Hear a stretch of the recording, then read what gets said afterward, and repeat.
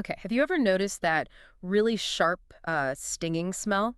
Maybe near a livestock farm Yeah. or, even dealing with a particularly ripe diaper pail? Yeah, the specific smell, that's ammonia. Exactly.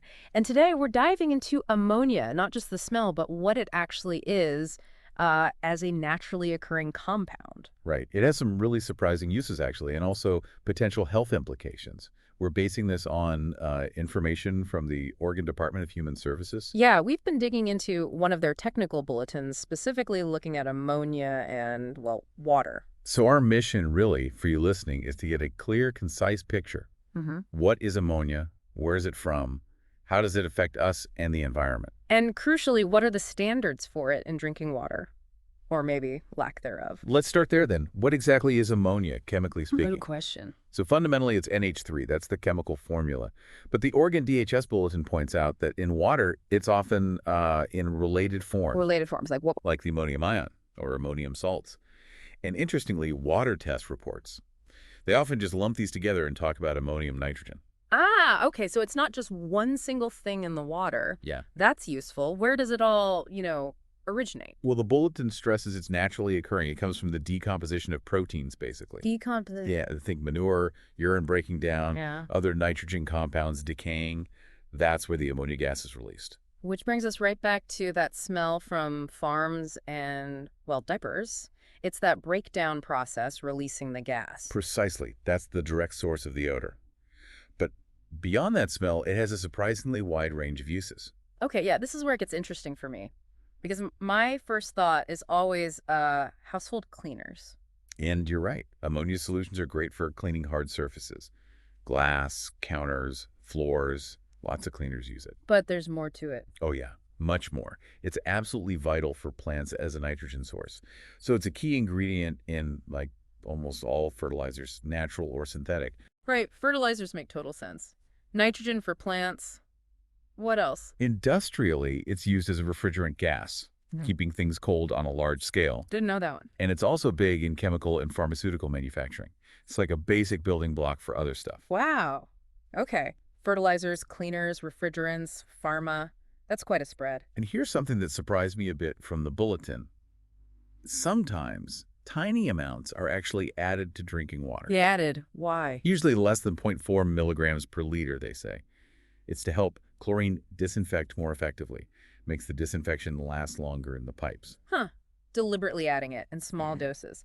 Yeah. Okay, so what happens to ammonia out in the environment generally? Well, like I said, it dissolves really easily in water. Mm. Very soluble, so rain washes it out of the air pretty effectively. And into the soil. Exactly.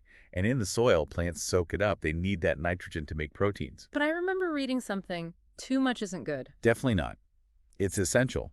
But too much ammonia in soil or water can actually be toxic to plants. Yeah. Kills them, Right. right? And because it dissolves so well, if there's an excess in the soil, it can seep down, leach into the groundwater, Which could then end up in wells, potentially? potentially, yeah. And the bulletin also mentions that in the soil, or even after it gets into groundwater, ammonia can change. It can convert into nitrates and nitrates. Okay. And those have their own health concerns. We Yeah. certainly do, especially nitrates in drinking water. It's another layer to consider. So this stuff is pretty much everywhere. How does it get into us, into our bodies, and how do we handle it? Well, we're exposed to low levels pretty much daily. Mm-hmm. Air, water, food. It's just around. Okay. The Oregon DHS estimates the average adult takes in about 18 milligrams a day just from food and drinks. 18 milligrams. Doesn't sound like a huge amount. Relatively speaking, no. And what's really key is that our bodies actually make ammonia too. We make it. How? It's a natural byproduct when we digest proteins. Breaking down protein creates ammonia. So it's normal then, part of metabolism. Yeah, exactly. And normally, our bodies are really good at dealing with it. The liver steps in, converts excess ammonia into urea. And then we just excrete the urea in urine. Precisely. Yeah. System works pretty well for typical amounts. Okay, so our bodies can handle the baseline.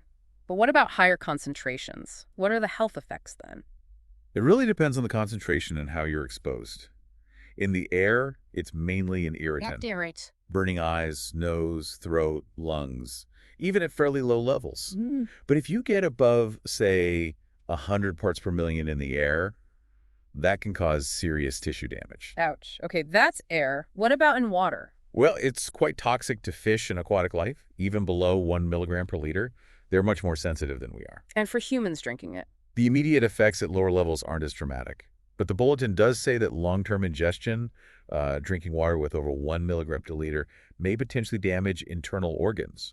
Note the may and long-term. Right, so potential risk over time with elevated levels. What about really high concentrations, like you might find? In concentrated solutions, yeah, if you get over 1,000 milligrams per liter, it can cause really severe burns. Skin, mucous membranes. Yeah. It's corrosive stuff at high strength. Which brings us right back to those household cleaners.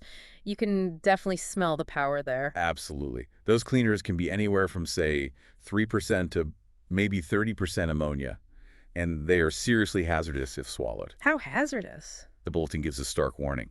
Just 1 teaspoon of a 10% solution could potentially be lethal if ingested. Wow. And even getting it splashed in your eyes, that can cause blindness, temporary or permanent. It's potent.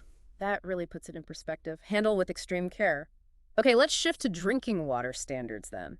Is there an official limit, like an EPA rule? That's the surprising part, really. The U.S. EPA has not set a federal maximum contaminant level, an MCL, for ammonia in drinking water. No federal limit. Seriously, given the potential issues. Nope, no federal MCL. The bulletin doesn't really explain why, but it does note there are environmental limits for ammonia in surface water, like rivers and lakes. And those vary. Yeah, quite a bit, from 0.25 up to maybe 32.5 milligrams per liter, depending on the state, how the water's used. So states have their own rules for surface water. What about drinking water recommendations? Well, the National Academy of Science recommended a drinking water standard of 0.5 milligrams per liter, and the bulletin says many European countries actually use that level. So 0.5 mg/L is a common standard elsewhere. It seems to be. And the EPA itself, back in 1990, issued a lifetime health advisory level of 30 milligrams per liter. 30. That seems much higher than the 0.5. It is. But remember, that's an advisory, not an enforceable regulation. It's the level they thought wouldn't cause problems over a lifetime. Okay, so no federal rule, but recommendations exist and an advisory level. What if someone does find high ammonia in their well or maybe a small water system?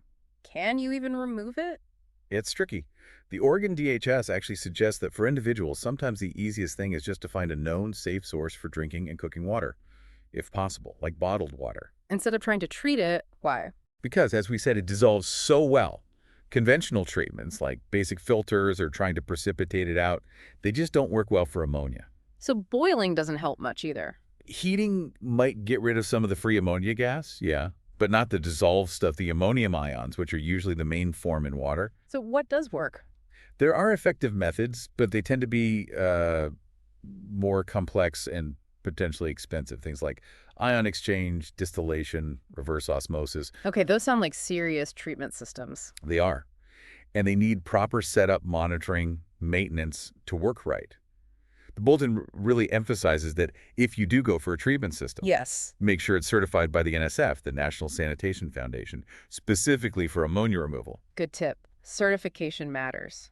And they also suggest contacting the state drinking water program for advice. Always a good idea. They can provide specific guidance. Okay, so wrapping this up. Ammonia is, well, it's complicated, isn't it? It's natural and essential in some ways, widely used. But also potentially risky, especially at higher concentrations, whether in air or water. It's got that real dual nature. Right. And we've seen our bodies handle low levels, but higher amounts can irritate or potentially cause harm over the long haul. And the whole regulatory picture for drinking water in the U.S. is, let's say, nuanced. No federal MCL, but various recommendations and state-level things. And removing it isn't simple. It takes some pretty specific, potentially costly technology. Definitely not straightforward. It really makes you think, though. Nitrogen is everywhere, cycling through all these forms. Yeah. What other seemingly common compounds out there might have these kinds of hidden complexities, these unexpected impacts on our health or the environment that we don't always think about? That's a great point. What questions does this whole ammonia discussion raise for you about, say, the water quality right in your own community? Something to ponder.